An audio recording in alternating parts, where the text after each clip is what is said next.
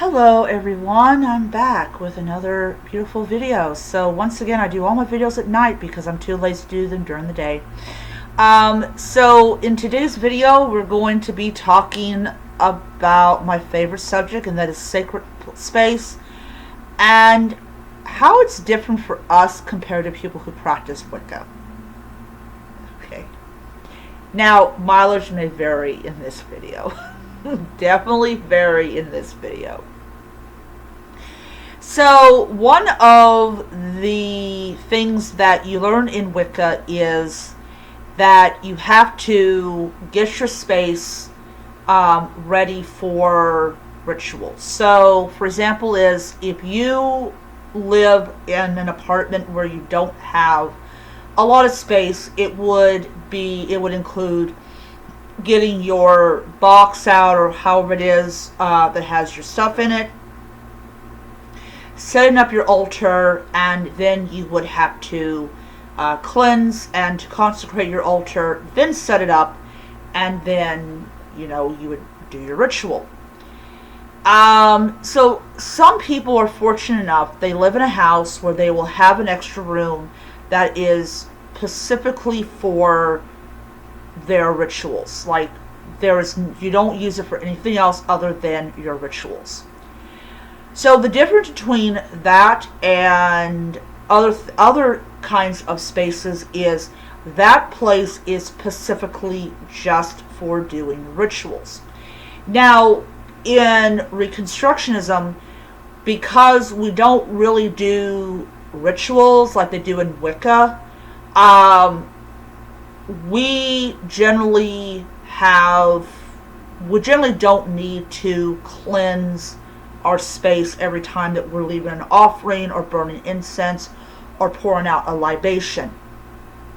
Now, if you're talking about pre-Christian traditions like Druidry and for instance, that didn't have altars, the groves were already sacred. So I don't really think there was necessity to do that, because it was already sacred and is already used for a long time for one thing and one thing only. In heathenism, probably not. I don't know, because we don't know about any of the practices that involves making a temple sacred. I'm pretty sure there was something they did back then that we don't know, we don't have a record of. If you're talking about Hellenic polytheism, the temple was already sacred, and all the sacrifices were done outside, but the priests and the priestesses had to be ritualistically pure.